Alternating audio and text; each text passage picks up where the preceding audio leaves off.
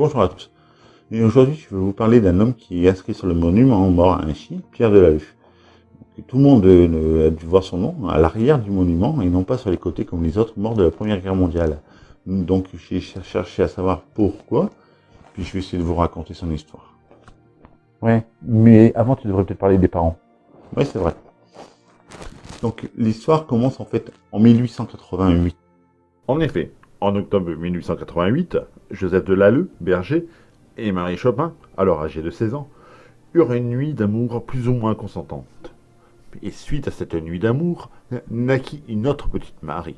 Et donc, cela obligea Joseph Delalleux à prendre ses responsabilités et épousa la jeune Marie Chopin. En 1890, Joseph Delalleux fait son service militaire au 5e régiment de dragons de Compiègne. Mais il oublie une convocation qui devait le mener au tribunal d'Arras pour une affaire de vol. Il sera donc condamné à 10 jours de prison par contumace. Mais alors, par contre, contumace, c'est pas le nom du juge. Hein. C'est ça, mais ça fait pas longtemps que je le sais, non. Oui, mais là on s'égare. Revenons à nos moutons. Logique. Des moutons pour un berger. Les gendarmes de Compiègne viendront donc le chercher à la caserne et il sera écroué donc à la prison civile de Compiègne. À la fin de sa peine, il décida de ne pas rentrer à la caserne et préféra rentrer à Inchy, prendre femme et enfants et s'échapper pour Mons afin de déserter. Très rapidement, la petite famille se retrouva confrontée à des problèmes financiers et c'est ainsi que Marie Chopin préférera rentrer à Inchy pour retourner vivre chez sa mère. Cela ne plut pas du tout à Joseph Delalleux, qui vit dans le retour de sa femme comme une trahison. Il rentra donc à son tour à Inchy pour objectif de se venger. Il arrivera par la ruse à attirer Maria Chopin au niveau du pont de la route de Pronville et lui asséna un violent coup de bâton à la tête. Maria s'écroula et il continua à frapper plusieurs fois.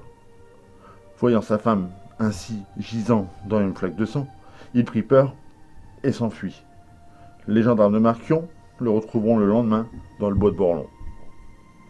Joseph Delalleux sera donc condamné à 5 ans de travaux publics en Algérie et il mourut le 8 décembre 1894, soit 6 mois après la naissance de son dernier fils, Pierre. En 1914, lorsque la guerre éclata, Pierre Delalleux vient juste d'avoir 20 ans. Il sera affecté au 162e régiment d'infanterie. En décembre 1914, il sera blessé lors de la première bataille d'Ypres par un éclat d'obus à la nuque. En septembre 1915, il sera blessé à la jambe droite lors de la bataille de Tahure. En mai 1917, il aura une fracture du péroné lors de la bataille d'Épernay. Le 9 novembre 1918, alors que son régiment est bloqué par des tirs de mitrailleuses ennemies, il décida de son propre chef de prendre la tranchée ennemie et de faire 10 prisonniers. Pour cet acte, il aura la croix de guerre. Pierre Delalleux reviendra à Inchy donc le 24 mars 1920. À son retour à Inchy, Pierre travailla à la reconstruction de la ligne de voie ferrée Bois-le-Marquion. Le 3 juillet 1920, alors qu'il travaillait à la gare d'Inchy, Pierre voulut déplacer des grenades que les Allemands avaient oubliées sur la voie ferrée. Et en voulant en déplacer une, celle-ci explosa et le tua sur le coup. En 1926, lorsque le monument fut érigé, la question de rajouter Pierre Delalleux a été posée. Mais comme tout le monde se souvenait encore des frasques de son père, il a été décidé de faire abstraction. Et il fallut attendre la Seconde Guerre mondiale pour qu'on rattrape cette erreur. Pierre Delalleux était un vrai héros. Et il aurait été vraiment dommage qu'il tombe dans l'oubli. Voilà, c'est la fin de cette vidéo. J'espère que ça vous aura plu.